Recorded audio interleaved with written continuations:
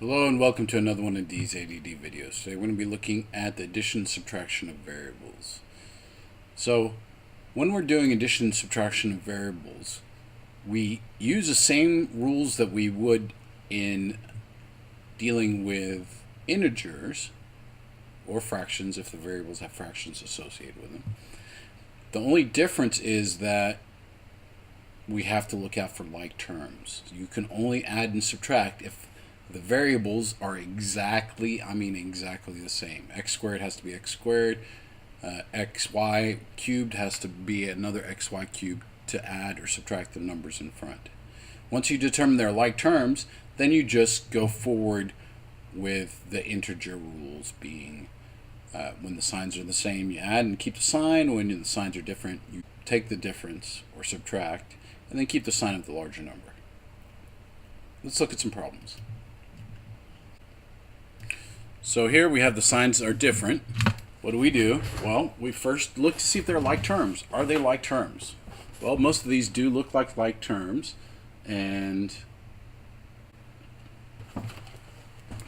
okay, so the first one, we do have like terms. We have y here and a y here.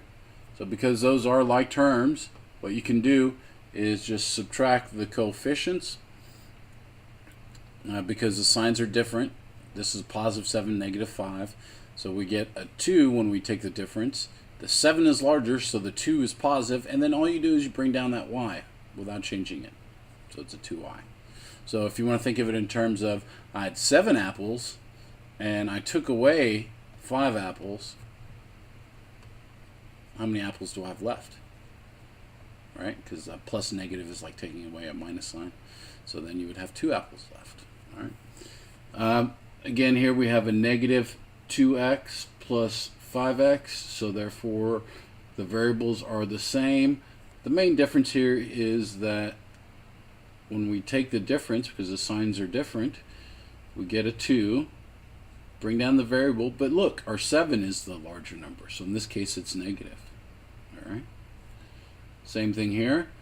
We would take the difference is 2, write down the variable. Which one's larger? Negative. If you're having problems with these rules as far as the signs being the same, the signs being different, go back and look at the just basic addition subtraction of integers. Okay? And then from there you can practice a few of those and get the hang of what I'm doing here. Here we have a negative 4x, a positive 3x. Signs are different, so therefore we subtract. We get a 1, bring down the variable, and you keep the sign of the larger number, which that's the same thing as negative x. Same answer. You should get full credit if you wrote it either way. Here, these are like terms, so take the difference. A lot of 2 coefficients on this slide, huh? So then here we're going to get a negative 2y because the 12 is larger. Okay? And on that last one, you should notice that we don't have like terms. X does not look like y, so we cannot do anything with that. It stays as it is. Okay? All right. Hopefully that's clear. Let's look at if the signs were the same. So if the signs are the same, you just add them and you keep the sign. Don't forget to keep an eye out for like terms. Okay? Sometimes we get in such a hurry we don't pay attention to that detail. 4a plus 8a, that's 12a. No problems there at all. Keep the sign, they're both positive. This is 12x. Keep the sign, they're both positive. Here, not like terms, y is not the same as x, so we just leave it as is. We can't combine those any further. Here, don't let this one trick you, okay? So yx and yx are like terms, so you add the numbers in front because the signs are the same, and then just write down the yx.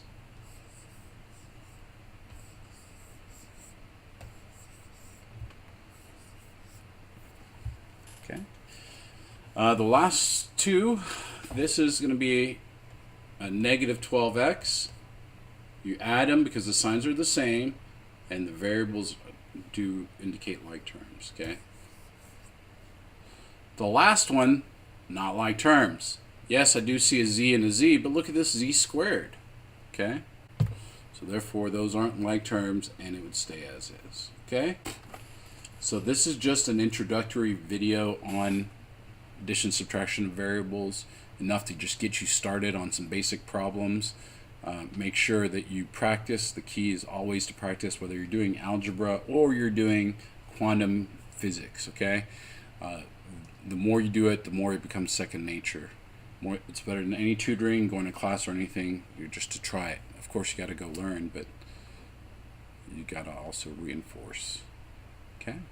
So check out the rest of the example videos. Practice, practice, practice. Thank you and have a nice day.